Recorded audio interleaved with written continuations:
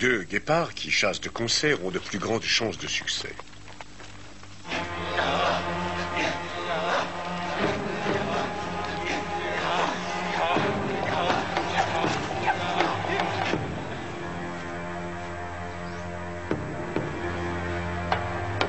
Même une famille de phacochères gardée par des parents armés est une proie facile pour une coalition de 3 mâles.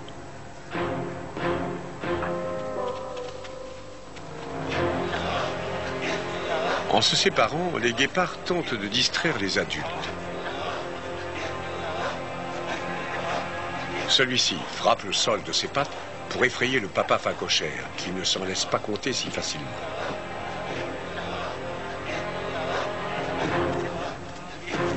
Tout comme la mère, mais l'important n'est pas qui chasse qui. Tant que les félins peuvent entretenir une certaine confusion dans les hautes herbes, ils ont de grandes chances de réussir.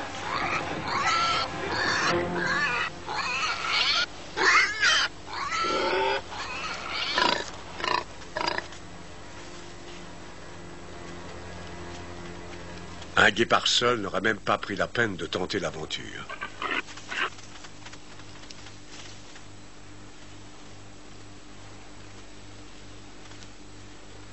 Les guépards marquent constamment leur territoire en laissant excréments et urines sur des points de repère élevés, comme les rochers et les arbres.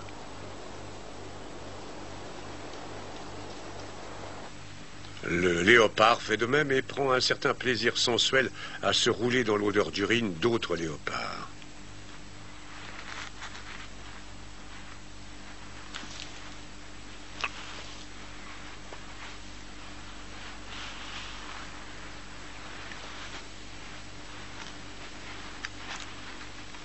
De façon intéressante, les léopards, rôdant dans les banlieues des villes, sont excités par l'odeur de pipi de chat des astères d'automne qui provoquent les mêmes contorsions sensuelles.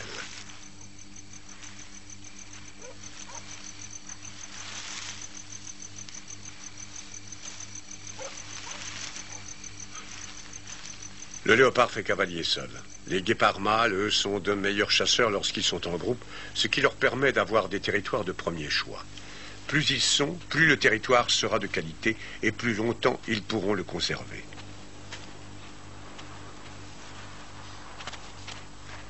Les femelles, à la recherche de nourriture et d'abris ombragés pour leurs petits, parcourent de longues distances. Les mâles essaient alors de délimiter un territoire que plusieurs femelles traversent, ce qui leur permet d'avoir à portée de pattes autant de femelles qu'ils veulent. Ces mâles ont repéré une femelle en chaleur grâce à son odeur. La chasse est ouverte. La femelle est nerveuse. Elle n'est pas prête à succomber à leurs avances et tente de se cacher. Une fois de plus, l'avantage pour les mâles d'être en groupe est évident. Il est plus facile à 2 ou 3 de garder l'œil sur une femelle et de la suivre jusqu'à ce qu'elle soit fécondable. Pendant quelque temps, ils vont la traquer nuit et jour en émettant des grognements et en lui donnant des coups de patte.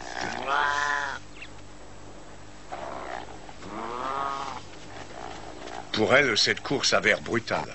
Des jours de gémissements et de coups. Mais en fait, ce comportement est important pour déclencher son ovulation. Les femelles en captivité qui ne subissent pas ce traitement rude sont moins à même de concevoir. Elle est enfin prête. Ils s'accoupleront probablement tous avec elle.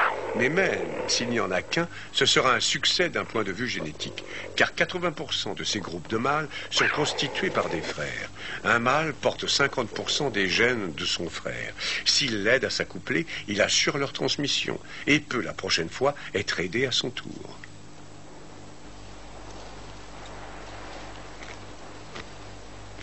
Comparé au viol en bande des guépards, la cour en tête-à-tête du léopard est plutôt celle d'un gentleman.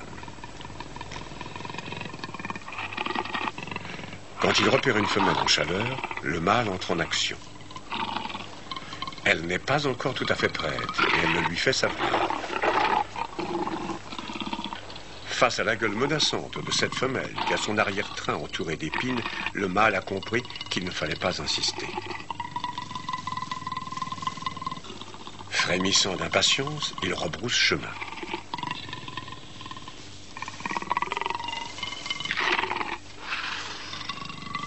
Mais il continuera à lui faire la cour.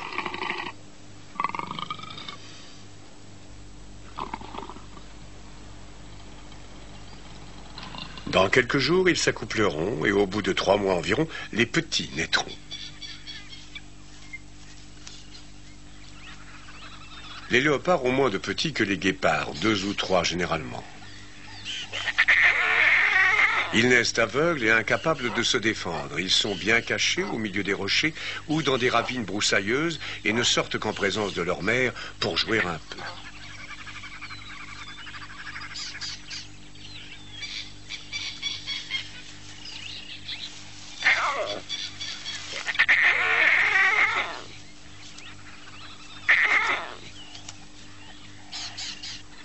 Les petits léopards doivent se garder des hyènes ou des lions qui les tueraient.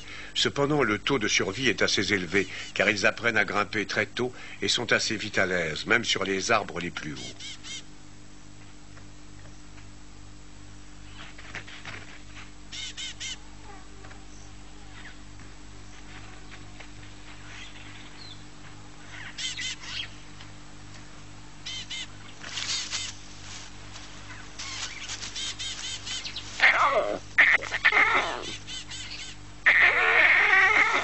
La femelle est agitée et les petits le sentent bien.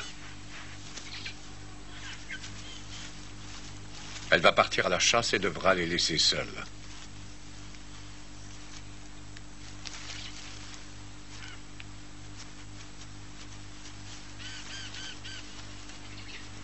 Lorsqu'elle s'éloigne d'eux avec cet air décidé, ils comprennent qu'ils ne doivent pas la suivre et retournent se mettre à l'abri sur un gros arbre.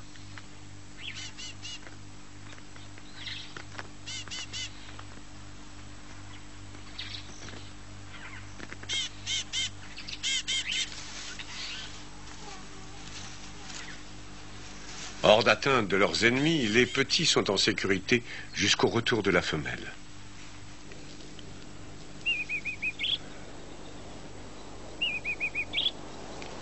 Les petits guépards courent des risques plus grands. Ils ne seront jamais capables de grimper pour se mettre à l'abri, et parce qu'ils vivent en terrain découvert, leurs cachettes sont plus repérables et plus faciles d'accès pour les prédateurs.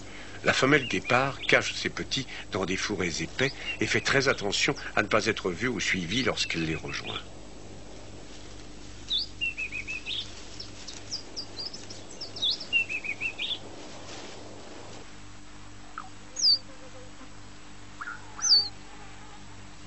Elle peut avoir jusqu'à 6 petits. Elle reste avec eux la nuit et ne leur rend visite que très brièvement le jour pour les nourrir, en espérant ne pas attirer l'attention sur leur cachette. Mais c'est ce qui vient d'arriver. Un couple de lions l'a vu.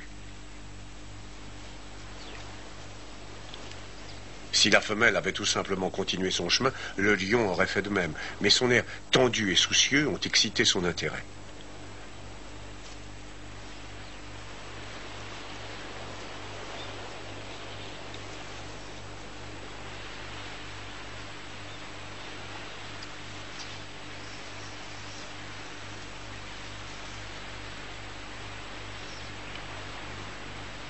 Il ne se risquerait pas à attraper cette femelle guépard, mais sa nervosité a éveillé sa curiosité. Le lion semble comprendre la raison de son agitation, et lorsqu'elle s'éloigne, il entreprend une fouille méthodique des rochers et des broussailles.